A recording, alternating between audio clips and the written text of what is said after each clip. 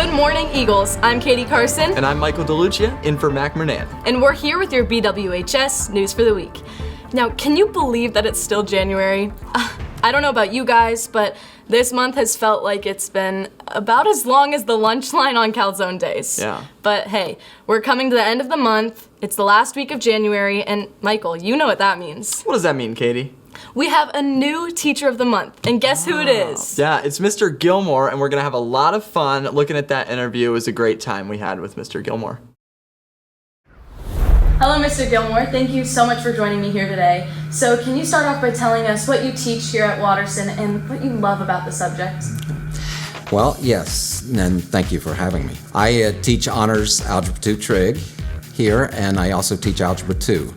I've taught pre-calculus here, and I love the structure, the order that mathematics gives me.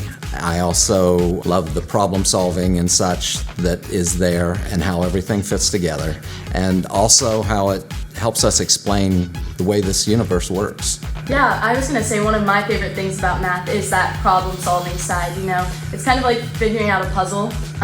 So it's definitely challenging, but very rewarding once it clicks. I didn't always know that I wanted to be a math teacher. When I was really young, for a lot of years, it was on my mind that I was going to be a veterinarian. And I kind of got to high school biology and realized that life sciences weren't my real strength, and that the physical sciences and chemistry were more attuned to my strengths and mathematics. So that's when I decided that's where I would go. I have 9 children. My wife Susan and I have 9 children, and Jake's the oldest, and he'll be 33 pretty soon, down to Grace, who is 13. Oh, wow. So. Sounds like you could have your own baseball team, Mr. Gilmore. Yeah, pretty good one too. I like spending time with my family in my free time, so it's kind of a blessing that I have a big family and that I'm around people I want to be around. That's things I really have a lot of fun and treasure.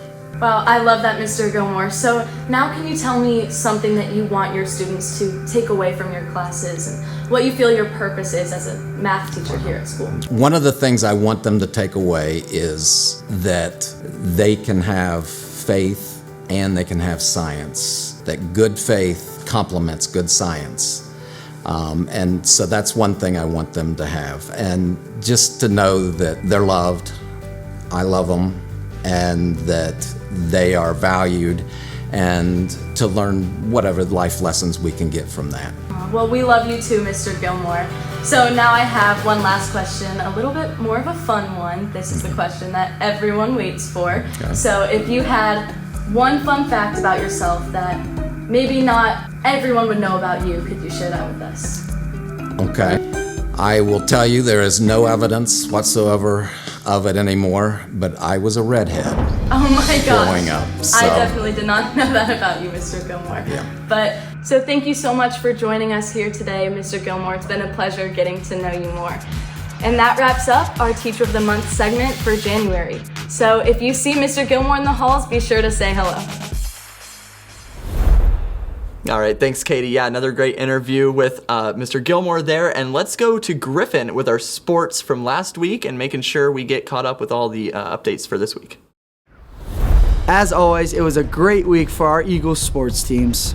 The boys wrestling team had a busy day this Saturday in Gahanna, where they placed 3rd out of 14th, and Wadsworth, where they finished 14th out of 27th. Our boys basketball team brought their A game this Friday against St. Charles with a final score of 58-42. Meanwhile, the girls basketball team was in a nail-biter this weekend against Sheridan, but our Eagles came out on top and won 39-35. The boys bowling team hit the lanes on fire against St. Charles, beating them by 350 pins. The boys hockey team beat Jonathan Alder 4-2, and the seniors had a great night. And finally, our competition cheer team walked away as state qualifiers in the regionals this weekend. Incredible work last week, Eagles. Let's keep soaring. Well, thank you, Griffin. Yeah, a lot of huge Eagle wins last week, and I will say the Watterson versus St. Charles basketball game was packed, and I love to see everyone in attendance there. Let's switch gears now into some developing news as well as some past news that we just looked at with the inauguration. Yes, as of Monday, January 20th, 2025, we have a new president. Donald J. Trump was sworn in as the 47th President of the United States at the U.S. Capitol. Yeah, and he laid out his vision for the next 4 years in office, including his priorities on trade, immigration, and national security. Trump's inauguration was only the 4th presidential inauguration to fall on Martin Luther King Day. And with that, in his speech, he said that he will do everything he can to make Martin Luther King's dream become a reality. Yeah, it was a peaceful inauguration, and the day of Martin Luther King Jr. made a special touch on everything that day. Congratulations to our new president. Also a reminder, seniors, this coming Friday is your time for having your Canes lunch. Now make sure, today's the last day, Katie, right, that we're collecting the $5 in student council. So be sure to bring that in, get that in if you haven't already. That way you can enjoy some nice chicken tenders on Friday for your lunch. All right, Eagles, that wraps up your BWHS News for the Week. Signing off for the week of January 29th, 2025, I'm Katie Carson. And I'm Michael DeLucia. And from all of us here at BWHS News, have a great day. And don't forget to fly like an eagle.